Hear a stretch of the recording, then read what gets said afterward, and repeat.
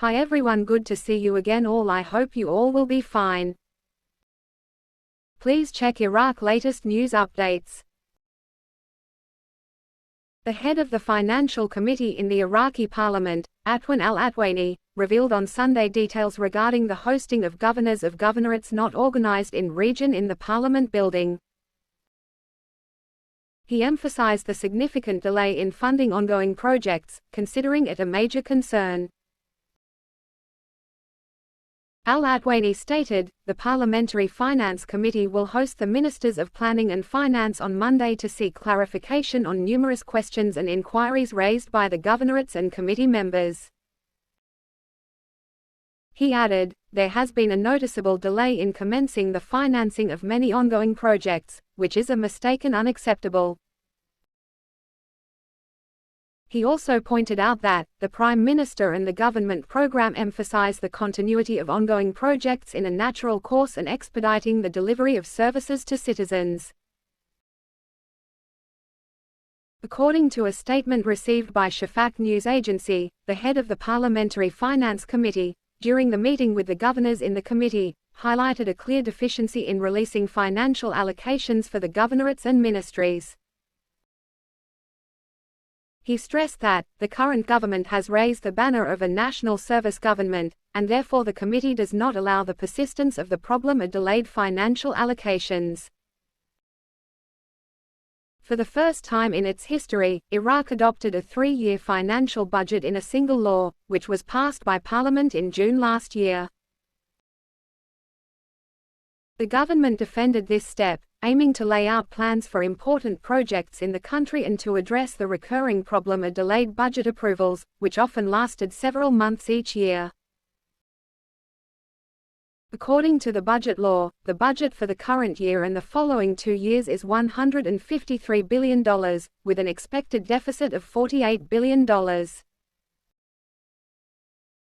The budget was based on an oil price of $70 per barrel, considering that Iraqi oil exports account for more than 96% of Iraq's financial revenues.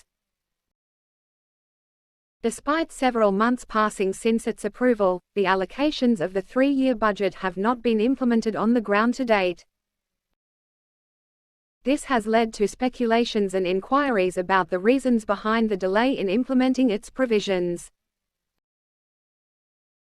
And the Iraqi Minister of Electricity, Ziad Ali Faidal, announced on Saturday that the electrical interconnection with Jordan had been fully completed. Faidal elaborated that the country will start receiving electric power from Jordan within days, according to the Iraqi news agency INA. The Electricity Ministry is preparing a plan for the next summer, Faidal said. All electrical interconnection contracts with neighboring countries are being implemented as planned, the Iraqi minister indicated. The Iraqi electricity minister explained that the electrical interconnection with Saudi Arabia and the Gulf states is also being done as sketched out. Experts believe that the inauguration of the electrical interconnection project between Iraq and Jordan, whose foundation stone was laid in October 2022, and with the Gulf Cooperation Council (GCC) countries and Egypt will improve electricity provision in Iraq by supplying the national grid with thousands of megawatts of electricity.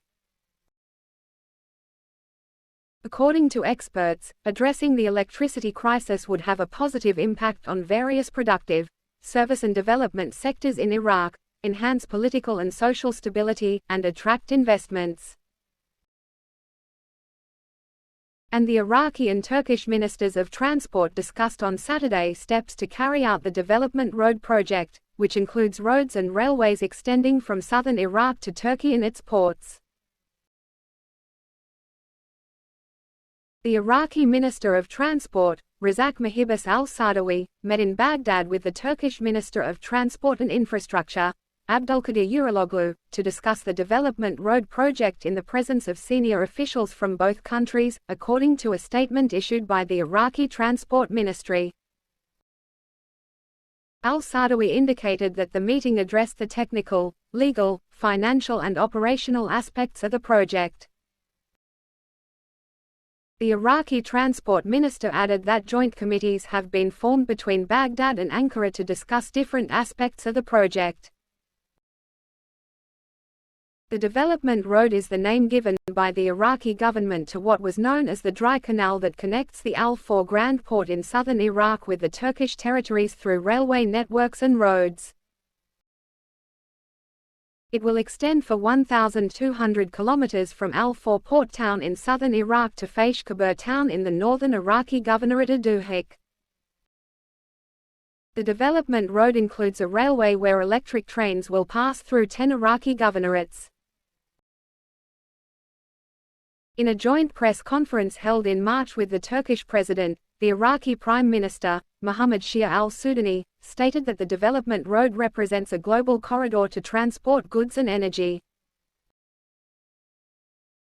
The Iraqi Prime Minister illustrated that the project includes a railway to transport goods, with a capacity of 3.5 million tons in its first phase that will be increased to 7.5 million tons in the second phase.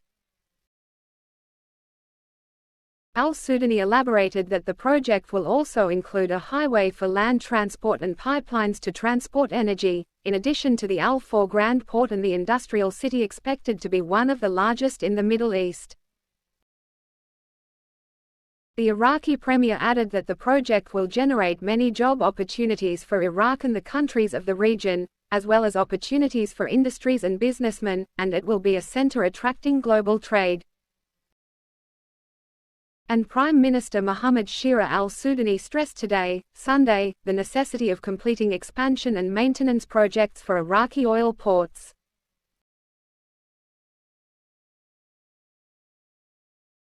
Al-Sudani's office stated in a statement received by the Al-Maluma agency, Prime Minister Mohammed Shia al-Sudani chaired a regular meeting to follow up on projects and plans for developing the oil sector, in the presence of the Minister of Oil and advanced cadres in the ministry, noting that the meeting reviewed the projects of the Ministry of Oil in the field of gas investment, development of refineries and the export system, as well as reviewing the ministry's plan towards increasing production and raising the efficiency of wealth investment. According to the statement, the Prime Minister stressed the adoption of the integrated project principle when investing in oil and gas fields, provided that it includes a number of projects for petrochemical refineries, the gas industry, and electric power production stations, in addition to the chemical and fertilizer industries, with the aim of filling the urgent need for them in local markets. The statement added, the meeting witnessed a review of the progress of work in refinery projects and emphasized the necessity of completing them as quickly as possible, in order to reach self-sufficiency in oil derivatives and fuel, especially after the Karbala refinery was successfully operated. Al-Sudani directed the Ministry of Oil to invite companies specialized in the field of constructing refineries to invest in Iraq. He pointed out the importance of completing gas projects and expanding investment in Iraqi fields producing natural gas, for the purpose of supplying power stations and national fertilizer producing factories with their gas needs. Al-Sudani stressed the necessity of completing expansion and maintenance projects for Iraqi oil ports, and storage and drainage complexes throughout Iraq. He directed to follow up on the implementation of the ministry's short-term and long-term plans to accommodate local economic requirements and the global market's need for Iraqi oil and oil derivatives in the foreseeable future, and the need to highlight Iraq's effective and important role in OPEC. He renewed his directives regarding the importance of adhering to the timetables prepared for the implementation stages, and early work to overcome all administrative and technical obstacles to the completion of projects. Thanks, take care.